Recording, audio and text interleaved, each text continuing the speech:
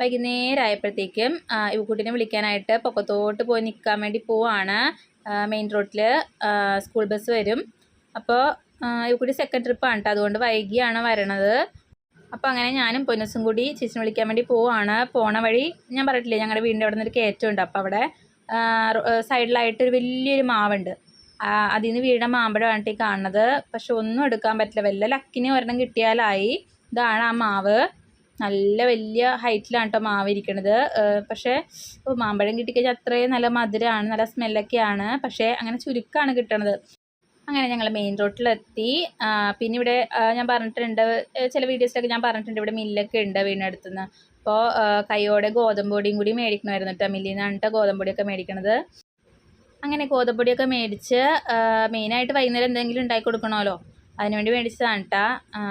അപ്പോൾ വല്ല ഗോതമ്പ് ദോശയോ ഏത്തപ്പഴമൊക്കെ ഇരിപ്പുണ്ട്. അപ്പോൾ പഴംപൊരിയോ, ഞാൻ ഗോതമ്പ് പൊടിയിൽ മുക്കിയിട്ടൊക്കെ പഴംപൊരിയൊക്കെ ഉണ്ടാക്കാറുണ്ട് കേട്ടോ. ഞാൻ വീഡിയോ ഒക്കെ ചെയ്തിട്ടുള്ളതാണ്. അപ്പോൾ കാണാത്തവരൊക്കെ ഒന്ന് കയറി കണ്ടു നോക്കണം.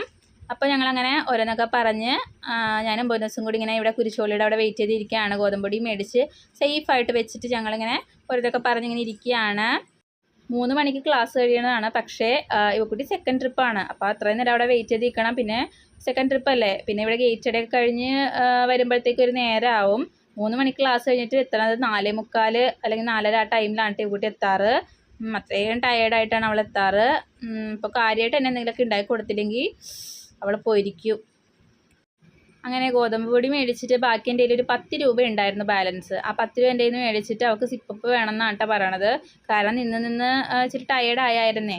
അപ്പോൾ പറയാൻ പറ്റില്ലല്ലോ, ചിലപ്പോൾ വണ്ടി നേരത്തെ വരും, ചിലപ്പോൾ വൈകിയൊക്കെ വരും. അതുകൊണ്ട് ഞാൻ ഇച്ചിരി നേരത്തെ തന്നെ ഇവിടെ വന്ന് നിൽക്കാറുണ്ട്. അല്ലെങ്കിൽ അവൾ ടെൻഷനാവും, ഇവർക്ക് ടെൻഷനാവും. അതുകൊണ്ട് ഇച്ചിരി നേരത്തെ തന്നെ ഇവിടെ വന്ന് നിൽക്കും. അപ്പോൾ പൊന്നൂസ് പറയണേ പോണ വഴിക്ക് സിപ്പപ്പൊക്കെ മേടിച്ചു തരാമെന്നൊക്കെ പറഞ്ഞാൽ 10 രൂപ ഉണ്ടായിരുന്നത് അവൾ മേടിച്ചെടുത്തു. പിന്നെ നോക്കിയപ്പോഴത്തേക്ക് ഒരു മുട്ടനാട് അവിടെ നിന്ന് താഴെ കിടന്ന പ്ലാവിലൊക്കെ എടുത്ത് കഴിക്കുകയാണ് കേട്ടോ.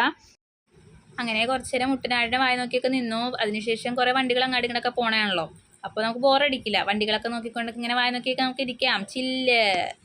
അങ്ങനെ കുറച്ച് നേരം റീൽസും വീഡിയോസൊക്കെ എടുത്തുകൊണ്ടിരുന്നു. പൊന്നൂസിൻ്റെയും റീൽസൊക്കെ എടുത്തു.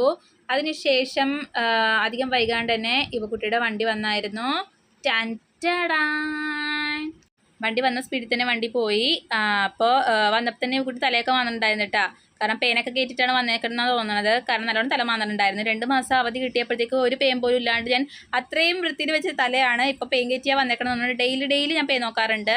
എല്ലാ അമ്മമാരും അങ്ങനെ ആയിരിക്കും. അപ്പോൾ നമ്മൾ മേടിച്ച ഗോതമ്പൊടി മറക്കരുതല്ലോ, അത് പൊന്നൂസ് പോയി എടുക്കുകയാണ് കേട്ടോ. അതിനുശേഷം നമ്മൾ എങ്ങോട്ടാണ്? അതെ, നമ്മൾ ആ 10 രൂപ കൊണ്ട് 2 പേർക്കും സിപ്പപ്പ് മേടിച്ച് കൊടുക്കാൻ വേണ്ടി പോവാണ്. കാരണം ഇവക്കുട്ടിയും ഒന്ന് ഹാപ്പി ആവണമല്ലോ, അത്രയും ടയേർഡായിട്ടാണല്ലോ വന്നത്. പിന്നെ ഇവക്കുട്ടി പറഞ്ഞു, അമ്മേ ഭയങ്കര ബ്ലോക്കായിരുന്നു, അവിടെ നിന്ന് വന്നപ്പോഴത്തേക്ക് ഭയങ്കര ബ്ലോക്കായിരുന്നു എന്നൊക്കെ പറയണ്ട. അതാണ് അമ്മേ വൈകിയെന്ന് വന്നിറങ്ങിയപ്പോൾ തന്നെ അവൾ പറഞ്ഞു. സാരില്ല. അപ്പോൾ പിന്നെ വന്ന വഴിക്ക് തൊട്ടാവാടി ഉണ്ടായിരുന്നിട്ട് അതിനെ തൊട്ട് നോക്കിയതാണ്. എന്നിട്ട് നേരെ സിപ്പപ്പ് എവിടെയാണോ ഇരിക്കണേ അവിടെ അവർക്ക് അറിയാം, നല്ലോണം അറിയാം. അപ്പോൾ അവിടെയൊക്കെ പോയിട്ട് വേണ്ടതൊക്കെ സെലക്ട് ചെയ്തു. ആകെ 10 രൂപയല്ലേ ഉള്ളൂ, കൂടുതൽ സെലക്ട് ചെയ്യാനൊന്നുമില്ല, സിപ്പപ്പാണെന്ന് അറിയാലോ. അങ്ങനെ പൊട്ടിച്ച് തരാനായിട്ട് പോവാണ്. പൊട്ടിച്ച് തരുമോയെന്ന് അറിയാൻ വേണ്ടി പോവാണ്. ആ ചേച്ചി നമ്മുടെ കടയല്ലേ, അപ്പോൾ ചേച്ചി പൊട്ടിച്ച് തരും. അപ്പോൾ അത് ധൈര്യത്തിൽ അവർ പോയി. അങ്ങനെ പൊട്ടിച്ച സിപ്പപ്പുമായിട്ട് ഞങ്ങൾ പൈസയും കൊടുത്ത് അവർക്ക് സിപ്പപ്പൊക്കെ മേടിച്ചിട്ട് ഇങ്ങനെ വന്നു. വന്ന വഴിക്ക് എനിക്ക് ടേസ്റ്റ് ചെയ്യാൻ 2 പേരും തരും കേട്ടോ. ഇവക്കുട്ടി മാത്രമല്ല, പൊന്നൂസാണെങ്കിൽ എനിക്ക് തരും. ഇപ്പോൾ വീട്ടിലുണ്ടാക്കുന്ന ഫുഡാണെങ്കിൽ പോലും എനിക്ക് തരും.